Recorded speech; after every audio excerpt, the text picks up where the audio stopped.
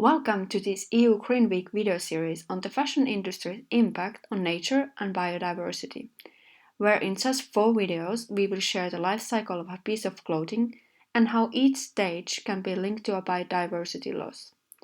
We'll cover raw materials and manufacturing, packaging and transportation, retail and use, and disposal. Make sure to follow along. Today's video is on raw materials and manufacturing. One of the most popular fibers for clothing is cotton. However, the cotton fibers comes with a lot of negative environmental impacts. It is very sensitive to pests and requires a lot of water.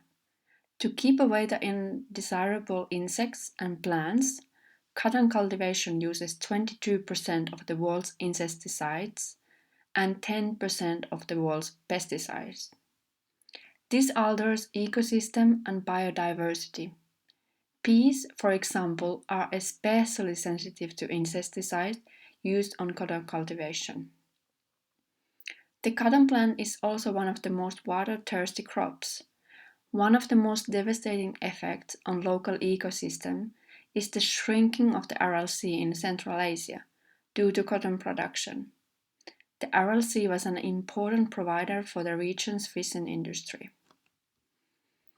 Textile dyeing and treatment produce 25% of industrial water pollution. If wastewater is not treated, it will pollute the environment and will have a wide impact on people's health, animals, and nature. When wastewaters are discharged in the rivers, the side effects also extend to people who rely on these rivers for their fish and water supply.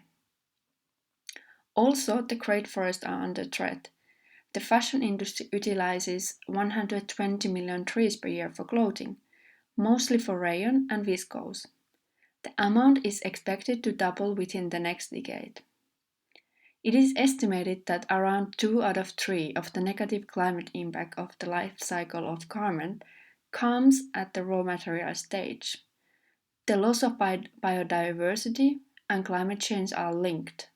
The global population of wild species has fallen by 60% over the last 40 years due to unsustainable human activities.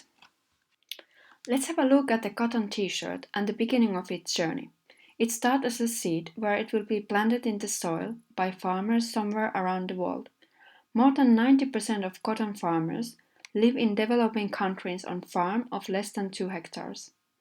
Shelf-driving machines harvest the cotton puff and the raw cotton is sent to a gin, a machine which separates fibers from the seeds.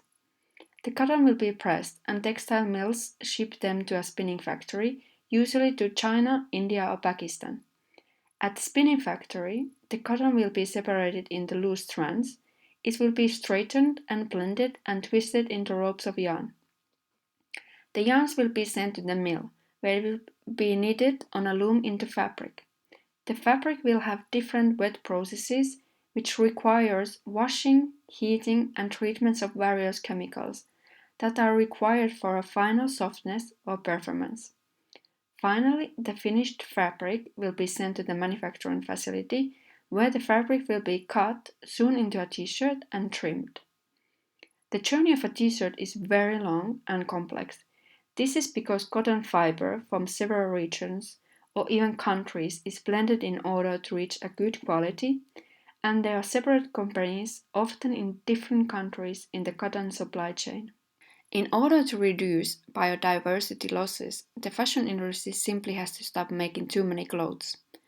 At the moment, manufacturers recycle roughly 75% of pre-consumer textile waste. The fashion industry also needs to source more sustainable materials. For example, organic cotton represents at the moment only 1% of the total cotton market.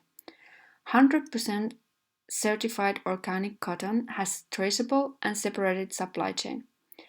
There are a lot of companies also investing in innovative materials, which have smaller environmental footprint. And new technologies such as blockchain plays a role in the supply chain. Also, Fashion Revolution has launched a campaign, What's in My Clothes, with a mission to encourage brands to tell more about the materials, chemicals, and environmental impacts of the clothes that we are wearing. A lot of us are aware of what they eat and choose organic products. We should also remember to select clothes with materials that don't harm our skin. Thank you for watching, and we'll be back with the next part on packaging and transportation tomorrow.